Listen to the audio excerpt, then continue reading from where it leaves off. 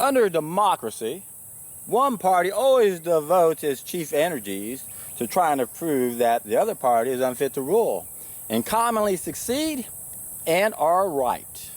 H.L. Mencken. I'm John Rose. Can't help but appreciate the wise words from Henry Louis Mencken, the Baltimore sage, the American Nietzsche, one of 20th century's most influential writers. For he truly understood how the powers that be work, how they control the governments, how in effect we really can't even fix the governments. He understood the corruption and the problems that we face. And I thought of this quote by Mencken recently because the political debates were on TV the other day, the 2020 political debates. And that made me also think of a video I saw with Dr. Melanie Joy the other day, where she pointed out the obvious to me, that you never want to enter a debate with somebody, ever.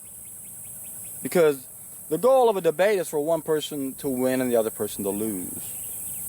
It's the wrong mentality. Got to have a win-win mentality, folks. That's no way to have a meaningful relationship. And I really got excited when I heard Melanie Joy talking about this, because I knew she was spot on, except she didn't really quite understand a few things as well as she might have been able to when she said that debates don't work except in rare cases, like in the courtrooms and in political debates. But I know better, because I've thought about this a lot. And I can't help but scratch my head when I think about a courtroom where we have two sides, one's trying to prove one's right, one's trying to prove it's wrong. Never did make sense to me. Should have as many sides out there as you can, both trying to find truth on both sides. I did a video on how to evaluate historical evidence, and that's what we have to do. We have to look at both sides and assume they're both true and they're both false. We got to look at everything to figure out the truth, so our courtrooms are a joke. We shouldn't have a debate in a courtroom where one person's trying to prove their innocence and one's trying to prove their guilt. No. We should both be trying to find the truth. That's all that matters. And then in political debates, according to Mencken, the debate's all about showing how the other person's unfit to rule. And they're both right. Neither one of them are fit to rule. So debates really don't work there either, because governments don't work. We can't fix a broken system, and even Mencken pointed that out, that it's a waste of time to try to fix this system. Now, I did a video, several videos, where I go into more detail about the Kyklos cycles and the stages of democracy. I'll put links down below. I highly recommend you guys watch Satan's Secret Weapon, and socially used property should be socially owned. And in both of those videos, I explain how governments go through cycles. But more importantly, I explain why government exists to begin with. It's a subsequent need because we're sick and disconnected. And this is why so many people don't really understand the definitive answer to a lot of points, because they don't really understand this raw food, cooked food connection. They just don't understand how the cooking of our food changes our whole mentality and creates needs, I identified 10 of them, that we should never have. Like our need for money, our need for government, our need for education. And of those 10 subsequent needs, because we're sick and disconnected, because we're eating cooked food, 6 of them are also problems of knowledge, like our government, like our money. So what you're going to find throughout the world, throughout the millennium, are wise people explaining how bad the government is, and very few of them understand what the ultimate solution is. What is the definitive answer to dealing with our government? The ultimate solution is to learn to go upstream, to stop cooking our food, so that each and every one of us can be the best that we can be. That's what Confucius said. He said, if you want a good government, you got to have good men. Because good men make good families make good communities make good governments. We have none of those. Very few of us are the best that we can be, because we're cooking our food and we're destroying the sunlight energy that allows us to feel one with everything. Now, a lot of us do okay, considering we're missing one of our big senses. We only have a small fraction of it. And some of us do okay even though we have a bunch of crap inside of our pipes. Victor Hugo called the serpent. People can even be saints and have that much going against them. But that's not the point. The point here is that even the saints who appear to be the best we have to offer could be better if they could bump up those biophotons that we destroy when we cook our food and flush out that serpent that we accumulate because we're eating food we're not biologically adapted to eat. That's the only one. That's the only definitive answer for the horrible government we have. Obviously, we have to work downstream and understand what's happening, because the powers that be know what's happening. They know governments go through cycles. They know that democracy goes through cycles. And right now, we're at the last stage where democracy is in the dependency stage. And this is where the mob rule gets us in trouble one more time. It's what started our need for government. Glockary. I explained this in Satan's secret weapon. And socially owned property should be socially used, or socially used property should be socially owned. I also recommend watch how to evaluate historical evidence, because we can't be one-sided when we look at things. We don't want to debate anything. No debates. Win, lose, no, win, win. Look at both pieces of evidence on both sides. One saying it's true, one saying it's false. Consider both of them true, consider both of them false. Don't just be stuck with the version you've been given that is false. Come up with 4 versions. And when you look at how the versions could be wrong, you have to know a little bit about how psychopaths operate. You have to be able to recognize the MO of a psychopath. You have to be able to recognize a con artist. When you look at the con artist tactics that are used to control us or to con people, you can see how they're used when it comes to making us believe in bullshit so that history repeats itself. Most of us end up brain dead on so many subject matters, which I explain in Satan's secret weapon. That's the whole point of it. The powers that be know they've implanted so much bullshit in our brain, and that instead of dealing with our intellect, they can just push our emotional button by triggering memories of what we think are events that we don't want to look into. And that's by design, because they don't want us to look into more detail about what those events are about. And the events center around how we're being controlled. So, where are you at in life? Are you aware of how many revolutions there are going around on this planet? Are you excited about the health revolution? That's the most exciting one, but there's a truth revolution too that's really powerful right now, and I'm trying to unite you guys together. Because a lot of you guys who understand how bad the system is and how it's being used to control us don't really know how to live. And those who know how to live, many times they don't understand that other piece of the puzzle unless they've been in this for a long time and they've genuinely wanted to try to help people understand this.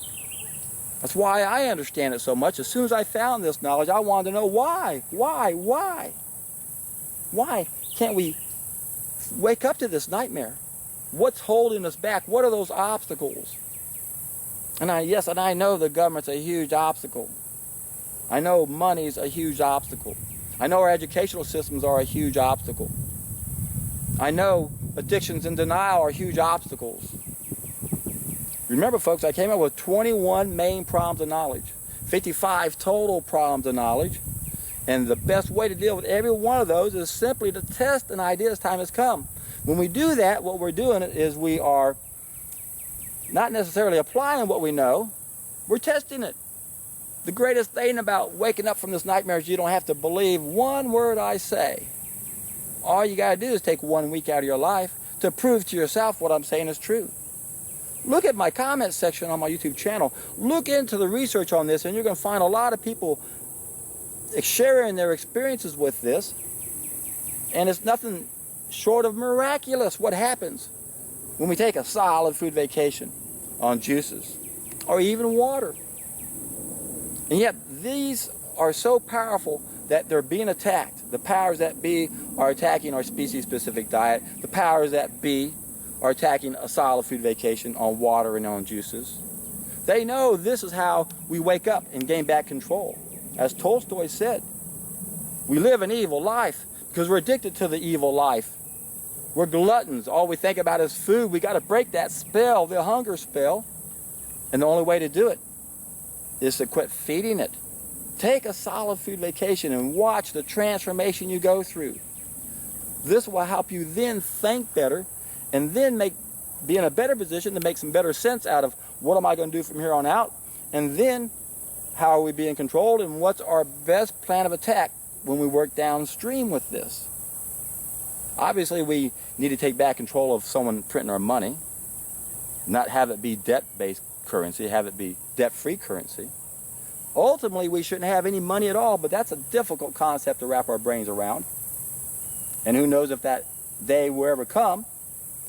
If we reach the tipping point, if enough of us wake up, if enough of us take a solid food vacation to get everyone else's attention, and then we realize we're making 5 main mistakes, and the first one is really what put us in this hell, and all of a sudden it gained momentum, and then next thing you know, we have a majority, where we realize we got too many laws, we should only have one law, it has to do with those biophoton levels, and then we make it mandatory that everyone has a minimal biophoton level. Once that happens, it's a whole different situation, isn't it? Once we all understand that we're all one, it will change our mentality. We'll realize that the more I give, the more I receive. We lost that simple, basic philosophy because we haven't been doing it for so long and not enough of us are doing it. But just think what would happen if you were on an island with 10 other people and you tried to live by yourself and you made your own huts and you made your own fires and you got your own food. You did whatever you thought you needed to do back then. But what if you got together and said, hey, let's pool our resources. You 2, 3 guys, you go over here, we'll go over here and do this. We'll pool it together.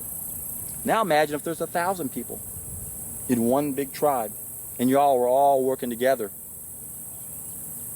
In Africa, before money existed, they had a system called Ubuntu.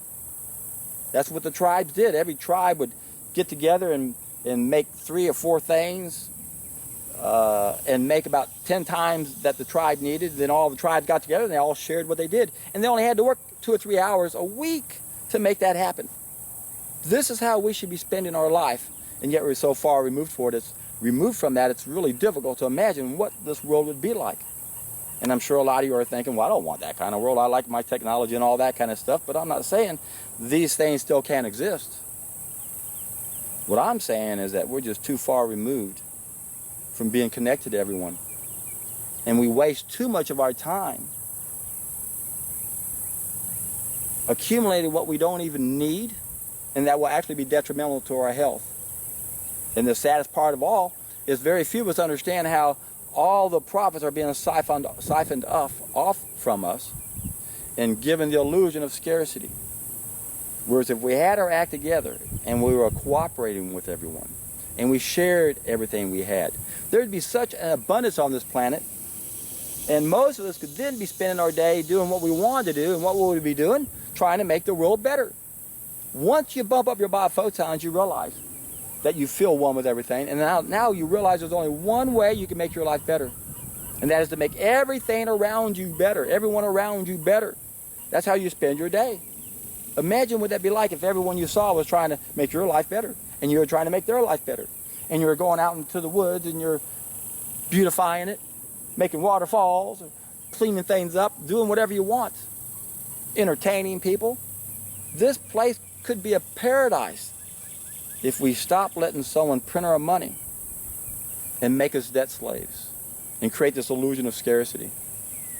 And we can't work downstream to accomplish that. We got to go upstream and realize all of us play a role in our communal biophoton level. Remember, if you have an abnormally low biophoton level on an individual basis, that's hypoheliosis A. But on a collective level, we have hypoheliosis B. So I got rid of hypoheliosis A a long time ago. I bumped up my biophotons a long time ago. But the vast majority of the rest of you guys out there have low biophoton levels, and that's why we're in the hell we're in. We got to raise that collective biophoton level. That's why there should only be one law. If I could be the president of the world, if I could rule everybody, I'd have only one law. And that one law would be to have a minimal biophoton level. When we did what it took to maintain that biophoton level, it would change our individual and collective mentality. And until that day, things are never going to change. So We definitely have our work cut out for us, don't we? But that's what makes this life so much fun. Sure, a lot of people aren't ready for this message. And the ones you love the most are going to be the hardest to convince, sometimes. Not always. But then there are so many people who are ready for this. Again, there are revolutions everywhere around you. There are people waking up to the truth movement and realizing how we're being controlled. But then there are people who want to be healthy. That's what's so exciting. Every time you turn around, more and more people are obviously taking charge of their health. And it's too confusing for the average person. What you have to do, if you're not aware of this, if you're not aware of our species-specific diet and the cause of disease, you need to take a solid food vacation so you can see what you're missing.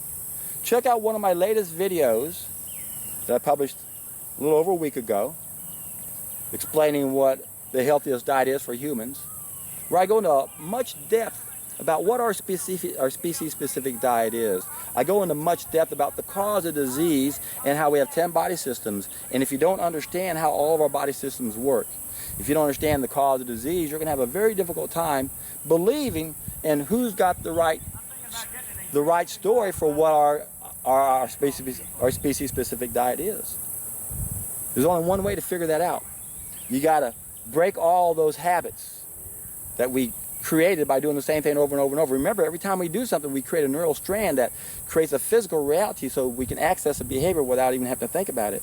We got to break that neural cable. We got to unwind it.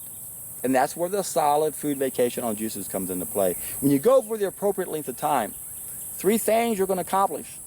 One is you're going to flush out all that garbage you have in your systems, both your colon and your lymphatic system. Then you're going to bump up those biophotons, but then you're going to reset your feedback system. Your taste buds are going to come back alive. And when you eat the wrong food, your body's going to say, no, that's not food. Unless you keep molesting them with spices.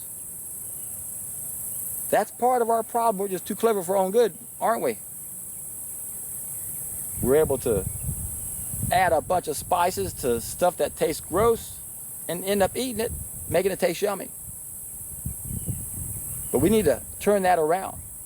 We got to use that brilliant brain and say, look, I can make everything tasty if I want to use those spices, but you don't even need to do it once you reset your feedback system, once your sense of smell comes back. Remember, 90% of what we perceive as taste is smell. So that's why when people go on a long solid food vacation on juices and they start to eat fruit again, they finally like it. Many of them for the first time. Because they lost that callus on their tongue, so they taste it better, but then they can smell it better also. So most of us are really not in a position to evaluate what the best diet is unless we get cleaned out. Arnold Ehret came to that conclusion. I concur with him. Only a person who has a really clean body can be in a position to evaluate if a food is good for them or not. So I encourage you guys to take a solid food vacation. Go for the appropriate length of time. Go till you stop pooping liquid juices coming out of you. And you can tell a difference when you're pooping something out that was just coming from the juice you ate or whether it's something old. There's a big difference. Pay attention to what's coming out of you on this, and you'll know when you've finally gone long enough. And for a lot of you guys, especially if you're over 40, that's going to probably take 2, 3, 4 months maybe. If you're lucky, it'll take you 4 months because this is going to be one of the most exciting things you've ever done, at least it was for me. I went 3 months on nothing but juices, got rid of a 20-pound cesspool, crawled out of a rut I didn't know I was in. Every area of my life went up another level that I didn't even know existed. And that's how you that's how you end up taking charge of your health. That's how you end up making sense out of what our species-specific diet is, with an understanding, as I mentioned in my videos many times, that some of us might need to modify that slightly because of where we live, how well our body is able to assimilate certain nutrients. Watch one of my latest videos, What is the Healthiest Diet for Humans, to find out more information about making those modifications, because we have 2 groups of needs. I talk about that in that video. And you have to realize you have to invest a little bit of time into this, folks. You've got to become your own doctor. You got to become your own scientist. Don't wait for some sort of scientific study to prove what I'm saying is true. Prove it to yourself. Test an idea's time has come. Go the distance. I guarantee you, folks, there's another level. Most of us are not aware of it, and unless we reach that level, we're going to struggle, continue to struggle with some of our bad habits.